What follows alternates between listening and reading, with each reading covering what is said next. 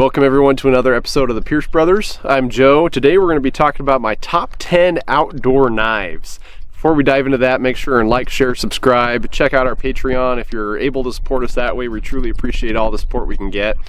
So this list, I was originally just going to do my top 5 outdoor knives, or hunting, camp knives, whatever you want to call them. But camp knives and hunting knives are really kind of two different categories, but outdoor knives kind of involves all of those. So this list is everything from a Skinner knife all the way up to a camp knife and everything in between. And there's really something on here for everything, you know, because when you go outdoors, if you're hiking long distance, you don't want a big heavy camp knife, but you want something that still could be used in a survival scenario if you had to wind up spending a few days in the hills or the mountains. So this list is very comprehensive as far as all outdoor categories you can think of, and it was really hard to pick just 5. So I got 10 really great knives here that we're going to talk about, and I'll discuss kind of why they're ranked where they are. So to kick things off, we're going to start with number 10, and that is the Blackout edition of the Wild Pig Hunter from Tops Knives. Really a cool knife. Tops Knives is locally made here in Idaho, made in USA. These are really cool knives. This one is Blade Ops exclusive, the Blackout version. Pretty cool knife. Very cool. I said cool like 5 times here, but yeah, just a cool knife. Nice stabber knife, but it's heavy enough you could use it as a camp knife. It's thick enough you could really hammer on it and use it in a heavy use scenario, and it's going to survive and do what it needs to do. It's real sharp out of the box, but like I said, that steel is nice and thick, so it's going to be durable, and it's going to make it through pretty much anything you put it through. Really a cool knife though. I love Tops Knives, them being a local Idaho company. Coming in at number 9, we have a smaller knife that is pretty much a dedicated Skinner. This is the Featherlight from Halface Blades. This one is a special edition with the Origin camouflage on there. Really an ultra light, thin skinning knife. So if you're wanting something lightweight for hiking and hunting, when you're hunting and having to cover a lot of territory, and you don't want a big heavy knife that's going to weigh you down, the Featherlight from Halface Blades is a perfect skinning knife, and it's got a good enough point on it that you can do all those tougher tasks that you'd ask out of a skinning knife, and yet it's going to be lightweight. It's made of S45 steel, which has great edge retention, so really cool knife there. And they do, of course, a bunch of different models of that. You can get some that are just a basic plain blade with micarta or G10 scales for a pretty good price. Coming in at number 8, we have the Cold Steel Master Hunter. This is their VG1 San Mai steel, which has great edge retention and is also extremely tough and durable. I first got one of these when I was about 12 or 13. Lost it, had to buy another one when I got a little older. But that's a great knife, great skinning knife. It's also pretty lightweight, and it's also big enough that you could use it as a camp knife. If you had to wind up using that as a survival knife, it'd do the task. So a really great knife with high quality steel, and they're very available, very sharp, good edge retention. And Cold Steel, you know, I've been packing those since I was pretty dang young. Another one I've been packing since I was pretty young is this Buck 120. This is the larger version of the 119 that's extremely popular. As you can see, the blade's pretty beat up there. I've cut a lot of willows and branches with this to make homemade bows and arrows when we were kids. Before Dad let us pack guns around, we'd carry knives and we'd cut and make bows and arrows out of willows, and we'd shoot stuff with them. And homemade spears. Homemade spears. Yeah. We'd go spear fishing with our homemade willow spears and shoot fish with our bows.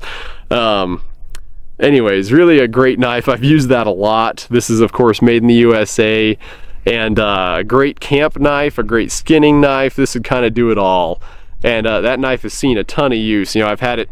I begged Dad for this. This was Dad's knife. I begged him for years, and he finally gave it to me for my birthday when I was, I don't know, 9 or 10, somewhere in that range, or 11.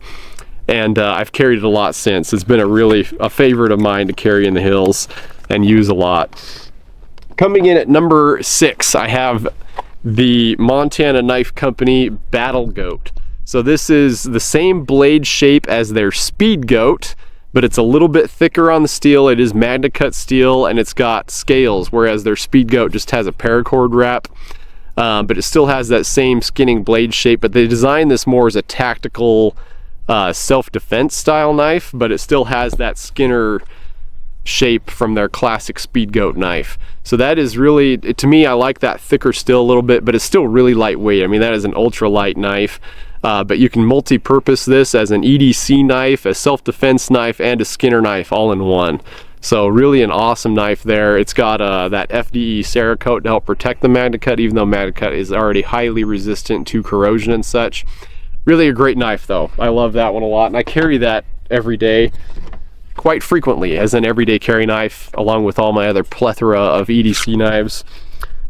Two Montana knife companies, or two MKCs here in a row. Another Montana knife company coming in at number 5. This is the Marshall. They designed this as their camp knife. It's a nice, big, thick, heavy-duty knife, kind of like a Bowie, but it's a little bit smaller than most Bowies. But it's nice and thick. It's got 52-100 steel, ball bearing steel, which, you know, a lot of people diss on that. Its biggest disadvantage is its corrosion resistance. It's not stainless, so they do coat it with that DLC coat, which is very durable and will help protect that knife from corrosion. But Montana Knife Company does a great job of hardening that steel to make it very durable, and has great edge retention, has G10 scales on there.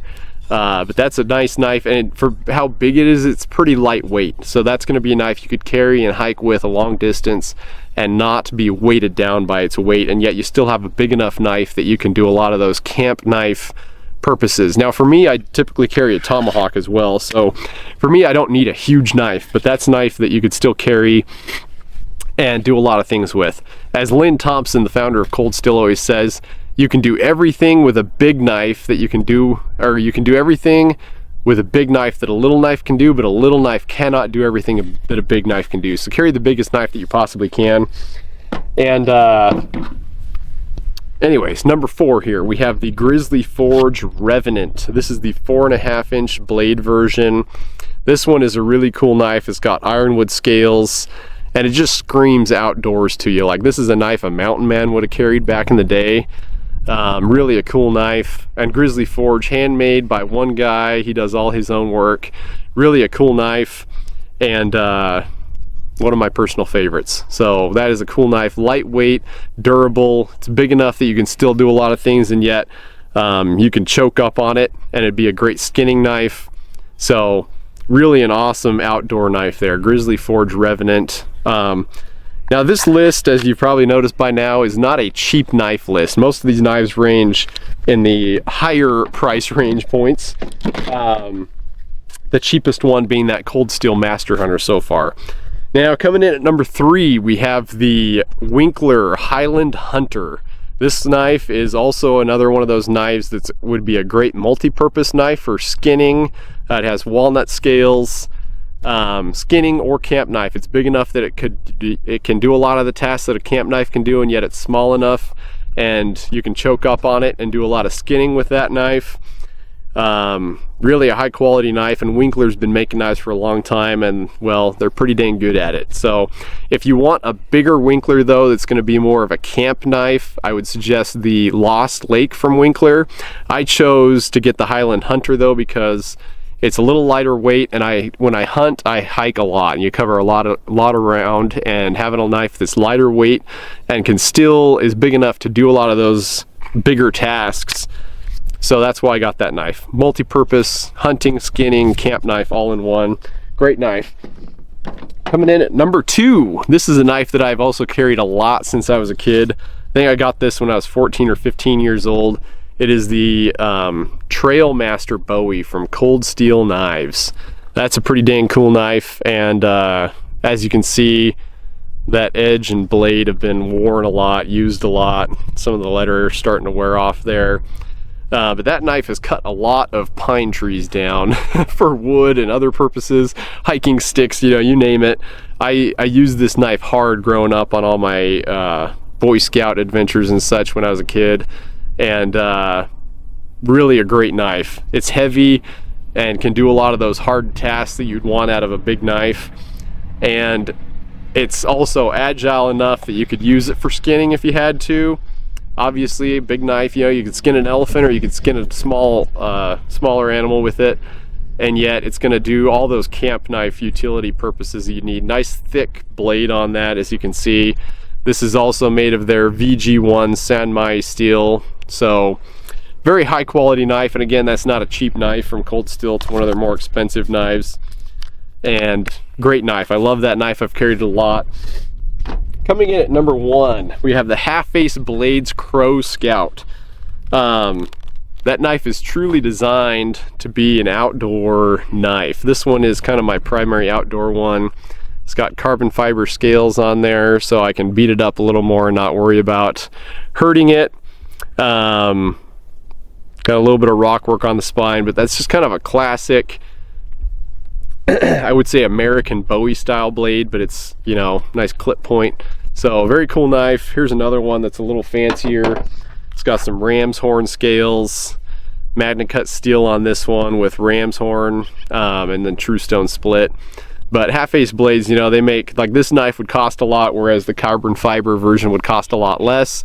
But the Crow Scout, they make some as well, just with some G10 scales. You know, you'll spend about $350 on those. S35 steel on the other one here with the carbon fiber. Magna cut isn't used a lot by Halface Blades, so I've got a rare-ish knife there. But S35 and S45 are their main steels they use on their Crow Scouts. So great knife, lightweight, and yet big enough that you can do a lot of those hard, heavy-duty tasks with them. So I hope you've enjoyed this. What knife do you carry outdoors? Let me know in the comments. And any other knife videos you want to see, stay tuned for my top 5 EDC knives of 2025. That'll be coming in the next month or so. So stay tuned for that. Thanks for watching, and we'll see you next time on the Pierce Brothers.